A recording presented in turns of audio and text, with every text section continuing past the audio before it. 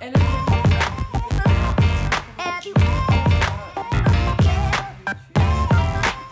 que je n'étais pas revenue en face caméra comme ça. Il m'a fallu un petit peu de temps entre la fin d'année 2018 et la fin d'année 2019. J'ai pris le temps nécessaire, mais me voilà de retour. Je voulais revenir aujourd'hui avec la première vidéo de la prochaine série concernant le développement personnel, ce qui m'a amené un petit peu à modifier ma façon de voir les choses et essayer de m'améliorer. On a toujours des domaines dans lesquels on voudrait s'améliorer pour essayer d'être concis en fonction des vidéos. Je pense que je vais sûrement faire plusieurs parties, d'où le fait de faire une mini-série, on va dire ça comme ça, et finir ensuite sur une FAQ, et en fonction de la FAQ, revoir pour revenir sur d'autres vidéos en fonction de ça. Pourquoi j'ai décidé de faire une vidéo concernant le développement personnel? Tout simplement parce que en fonction des réseaux, vous êtes plus ou moins nombreux et nombreuses à me demander quelles sont les petites choses qui ont changé depuis, et je pourrais en citer 1000. Donc on va quand même rester succinct et commencer en parlant déjà, en revenant en arrière, donc il y a un an, quand on va dire que tout a entre guillemets changé, même si ça se fait pas comme ça d'une minute à l'autre. On peut dire aujourd'hui qu'il y a beaucoup de choses qui ont changé personnellement parlant. Déjà concernant mon tempérament, mon état d'esprit, mes humeurs aussi énormément. Donc j'ai noté des petites choses dans mon cahier. Donc retour sur mon vécu, sur qui j'étais entre guillemets. Je pouvais me qualifier très facilement de quelqu'un de peureux, beaucoup de manque de confiance en soi et d'estime de soi. C'était limite mon deuxième prénom. Je m'étais qualifiée comme ça parce que je ressentais justement ce manque de confiance. Stressée en permanence, inquiète toujours pour l'avenir, toujours inquiète pour ce qui était du passé, inquiète pour le présent, inquiète en permanence, inquiète pour moi, inquiète pour les enfants, inquiète pour Geoffrey, inquiète pour ma famille généralement. Je doutais énormément et je pensais aussi qu'il fallait être né sous une bonne étoile pour réussir sa vie. J'avais beaucoup de projets, énormément, mais qui n'aboutissaient pas. Ou en tout cas, je les visualisais pas comme il faut, et en fait c'était flou. La peur de parler librement en public sans me demander ce que les autres allaient penser, sans avoir peur du jugement. J'avais le sentiment d'avoir l'air triste, des difficultés à m'exprimer, donc du coup des difficultés à la compréhension. J'avais l'impression d'être totalement incomprise. Je me trouvais trop grande, je me trouvais trop ci, pas assez ça. Enfin bref, ouais, j'étais... comment dire, même si j'avais toujours cette énergie, toujours cette joie de vivre et tout ça, en fait j'avais quand même le sentiment de passer entre guillemets à côté de moi-même, en fait, parce que je sais très bien au fond de moi que c'est pas comme ça du tout que j'étais. Je n'ai pas d'ongles. Pourquoi? Parce que je les ronge. Bon, je les ronge toujours, mais plus avec cette insistance. Et bon, ça, peut-être que ça changera aussi au fur et à mesure du temps. Et j'avais toujours aussi le besoin euh, de porter la misère des autres sur mes épaules, sans ne jamais dire bah là stop, je peux pas, tout simplement. La peur de dire non aussi, du coup, ça me fait penser à ça. Toujours le sentiment de se dire qu'en disant non, je pouvais vexer, blesser ou ne plus être aimée, alors que ce n'est pas le cas du tout. Il y a plusieurs domaines dans lesquels je voulais absolument améliorer ma façon de voir les choses. Premièrement, pour mon rôle de mère, en tant que maman, et ça a commencé, et ça s'est fait naturellement il y a plusieurs années de ça, depuis que Ryan est tout petit. La bienveillance, je me suis rendu compte que je faisais des choses que j'ai découvert après par la Montessori et tout ce qui s'ensuit, et puis la façon de m'exprimer envers eux sans l'avoir jamais appris, parce que j'ai tout de suite compris que ça c'était quelque chose de très important pour moi. Donc la bienveillance plus envers mes enfants. En fait, c'est pas devenir totalement niais et dire oui à tout. La bienveillance, c'est pas ça du tout. C'est leur uniquement leur laisser le droit à la parole, à s'exprimer et à ressentir. C'est très important. Ce que je voudrais pour moi déjà de base, donc voilà, c'est ce que je veux pour mes enfants. Une amélioration forcément dans mon couple aussi, dans la compréhension, dans, comment dire, dans l'harmonie de la famille tout simplement, mais du couple qui commence par là. Avoir un foyer garni en fait. J'imagine, quand on dit foyer, j'imagine toujours un feu de cheminée. Il faut trouver les meilleures bûches pour pouvoir faire les plus belles braises et pour réchauffer justement l'atmosphère. Et je pense qu'au sein du foyer, les plus belles bûches, c'est les parents. Et donc voilà, donc ça c'était très important pour moi. Et bien évidemment, dans mon domaine professionnel, euh, pour être beaucoup plus en adéquation avec ce que je ressens. Donc déjà, de base, je suis quelqu'un qui est tout simplement attiré par le domaine du social, par ma très forte empathie, enfin très forte. Je ne sais pas si on peut qualifier ça de fort ou de pas fort, parce que ça n'a même pas de limite, mais par mon empathie, tout simplement, et mon altruisme. Donc ça, c'est voilà, des domaines qui m'ont toujours intéressée.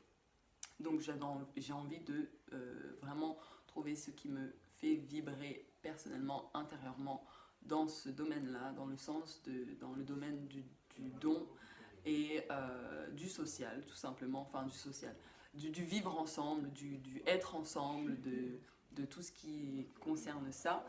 Et forcément, bah, mon domaine financier, parce que je ne vois pas pourquoi ça devrait être tabou de dire que effectivement, l'argent ne fait pas le bonheur, c'est vrai, mais il y contribue vachement.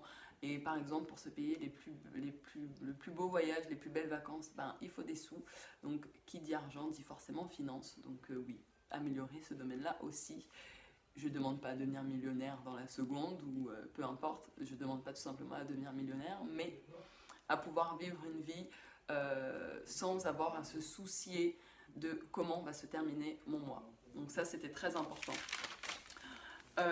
Donc ça a commencé comment ça a commencé en 2018, donc l'année dernière. On était à peu près à la même période que là, avril, où je travaillais précédemment dans une famille avec un monsieur malade, très très malade, et donc je m'occupais de lui. J'ai toujours travaillé en 12 heures, donc là c'était pareil, je travaillais en 12 heures. Un travail où j'ai signé un CDI très rapidement, où je me suis sentie, où j'ai eu le sentiment d'être à l'aise de par la relation que j'avais en aparté avec une personne. Et donc du coup, je me suis laissée aller à voilà, changer de travail et accepter ce métier qui me plaît énormément hein, en tant qu'aide-soignante. Voilà. Sauf que j'ai vite compris qu'il y avait des choses qui allaient être très compliquées.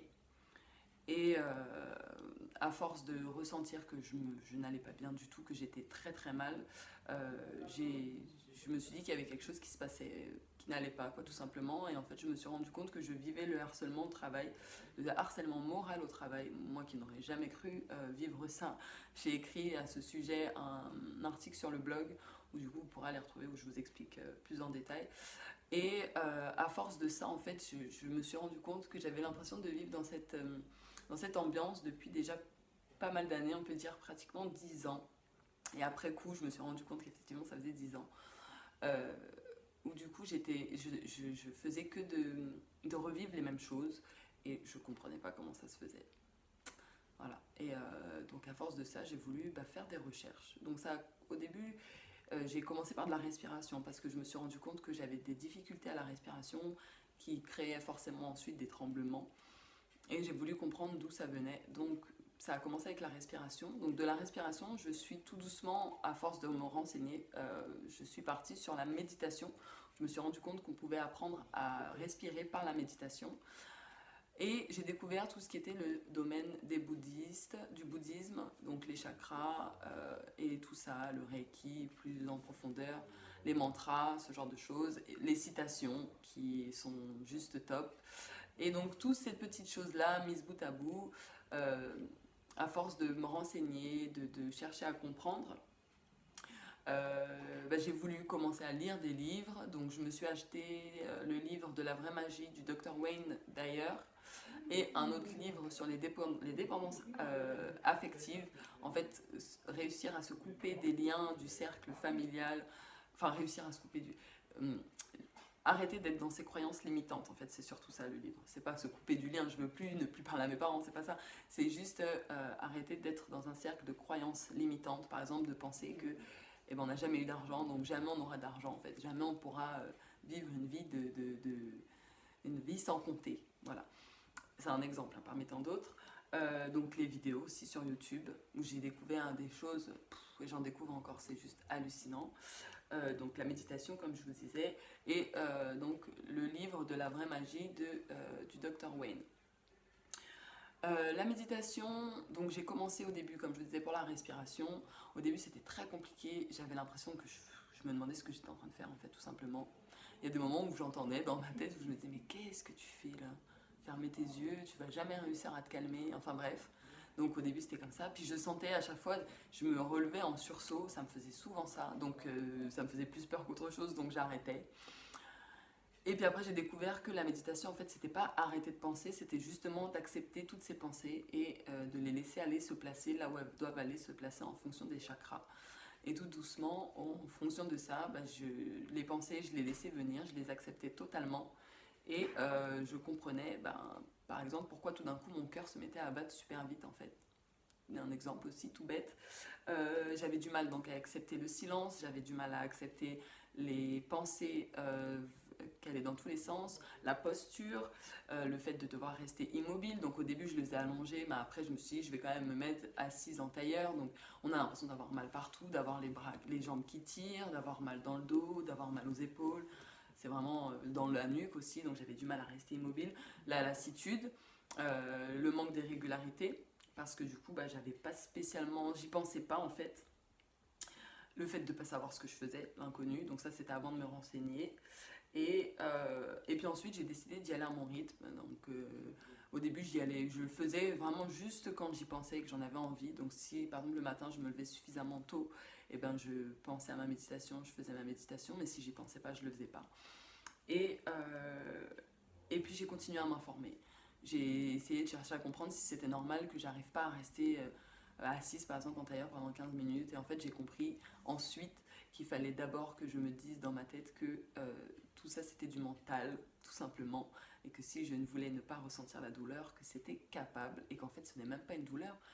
C'est juste, faut juste habituer le corps. Et en général, le corps a besoin déjà au départ de 3 jours, ensuite 7 jours, puis 21 jours.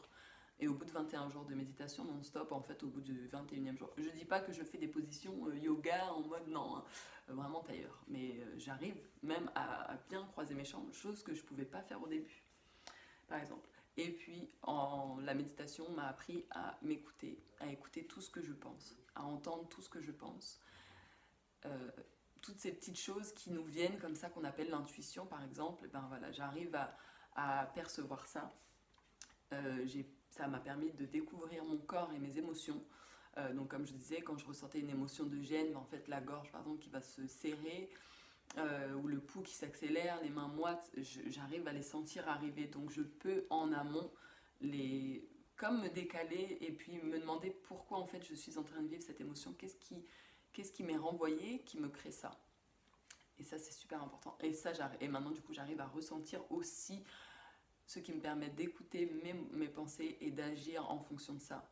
Et donc du coup, la méditation m'a emmenée vers la gratitude, parce que quand je me suis rendu compte que j'étais capable, par exemple, de tenir assise pendant autant de temps, je me suis dit, mais c'est super, t'es capable de faire ça, quoi. Enfin, c'est tout bête, mais c'est des petites choses comme ça.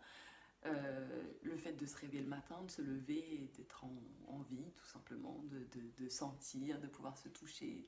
Il y a des gens qui peuvent pas faire ça, donc ça apporte énormément de gratitude, ça remplit en fait. La méditation, c'est super fort comme moment, vraiment. Moi, je décide vraiment de le faire le matin après avoir un petit peu émergé, tant que les enfants sont en train de dormir, que la maison est vraiment au calme, j'ouvre en grand la fenêtre et généralement je mets les écouteurs dans les oreilles, alors en grand la fenêtre pour l'air frais en fait, et j'adore. Donc du coup ça m'a amené à la gratitude, et du coup j'ai le sentiment que tout devient beaucoup plus simple parce que j'arrive à différencier une émotion qui est négative et un sentiment qui est là permanent en fait, tel que l'amour, c'est non-stop, ça s'arrête jamais. Je ne m'auto-flagelle plus, ce que je faisais tout le temps. J'étais capable de me critiquer sur tout et n'importe quoi. Toute la bienveillance que je voulais donner aux autres et que j'étais capable de donner aux autres, j'étais même pas capable de me la renvoyer. Et en fait, ça a commencé par ça. Et c'est pour ça que j'ai pris du recul quand j'ai quitté mon travail. Je me suis dit, est-ce que tu t'aimes suffisamment pour continuer à te laisser mépriser autant? Et ça a été ça ma première réaction. Et donc du coup, ça, voilà, ça c'est super important. Je me sens totalement illimitée. J'ai le sentiment d'être capable de tout et n'importe quoi. Et surtout, enfin de tout et n'importe quoi. On s'entend. Enfin, c'est vrai que je dis ça comme ça, mais je me sens capable de tout et n'importe quoi. J'ai le sentiment de pouvoir relever des défis que j'aurais pu trouver très difficiles il y a encore quelques temps en arrière. J'en suis là aujourd'hui parce que j'ai pas non plus eu que des facilités. J'ai rencontré énormément d'obstacles. Les obstacles que je pensais être des freins, des barrières, des portes, des murs, tout ce que vous voulez. J'ai aussi compris que ce n'était que des obstacles et des leçons à tirer, quel qu'en soit le domaine, qu'il soit professionnel, qu'il soit amoureux, qu'il soit financier, qu'il soit familial, qu'il soit peu importe. Ce ne sont que des obstacles. Après, à vous de choisir quel focus vous voulez leur donner. Est-ce qu'il faut diriger sa conscience, son esprit, son mental et son énergie sur quelque chose qui épuise, qui décharge et qui fatigue, plutôt que que donner toute son énergie dans quelque chose qui vous gratifie et qui vous remplit. Et c'est ça, ça a aussi été énormément mon point de départ. Je me suis dit, je suis capable d'énormément de choses parce que je me faisais descendre en flèche au travail, alors que je savais que je fournissais du bon boulot. Mais j'ai aussi compris que c'était pas directement contre moi, c'était déjà un mal-être que cette personne-là avait.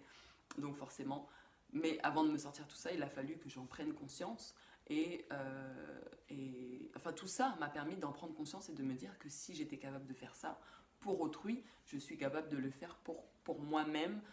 D'où aussi mon envie de diriger mon domaine professionnel dans quelque chose où c'est moi qui vais guider en fait ma vie comme je l'entends, tout simplement. La gratitude, forcément, on arrive à être gratifié dans n'importe quel style de bonheur. Ils peuvent être rikiki comme ça. Comme là, par exemple, réussir à prendre une demi-heure de temps pour tourner la vidéo.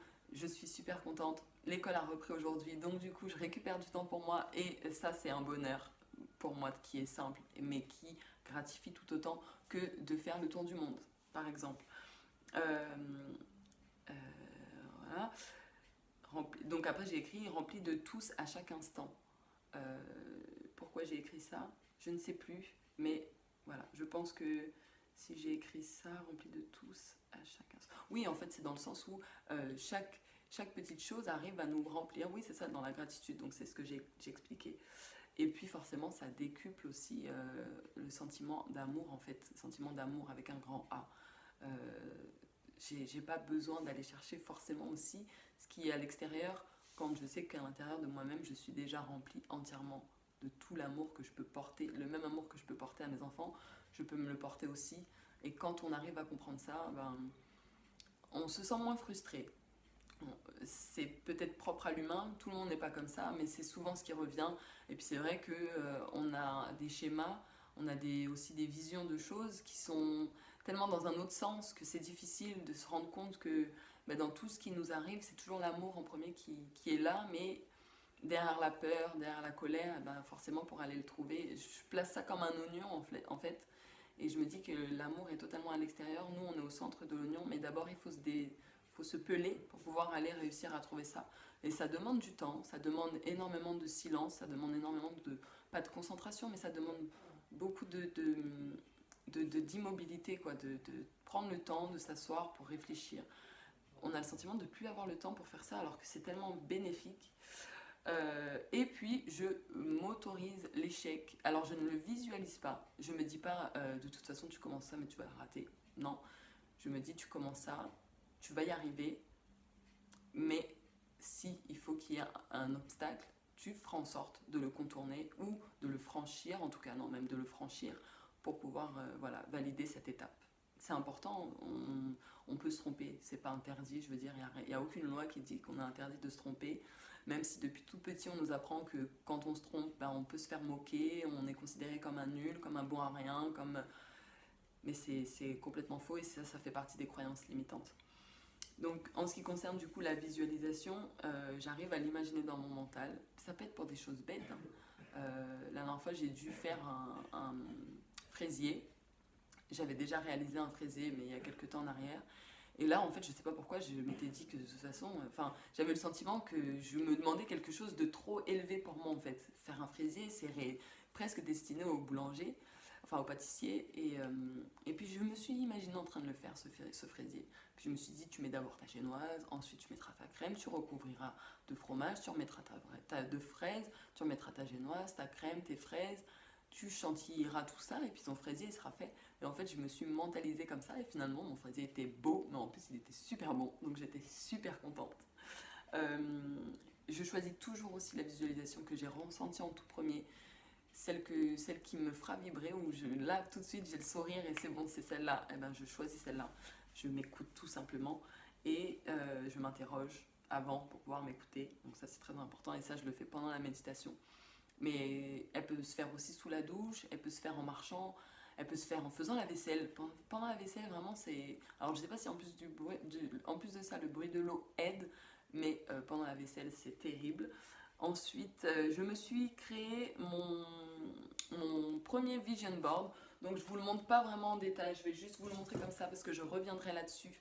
Parce que là, c'est pour un projet quand même que je tiens, qui me tient très très à cœur. Je reviendrai dessus sans souci. Donc le vision board, c'est ce qui vous permet en fait d'avoir visuellement ce que vous avez mentalement. Donc là, vous l'avez directement dans les yeux. Ce que vous avez dans la tête est projeté directement au niveau des yeux. Donc voilà, c'est pour focus, se recentrer sur ce qu'il y a d'important pour vous. Je tiens aussi un cahier de gratitude, donc c'est celui-là. J'avais trouvé ce petit cahier de brouillon chez Action.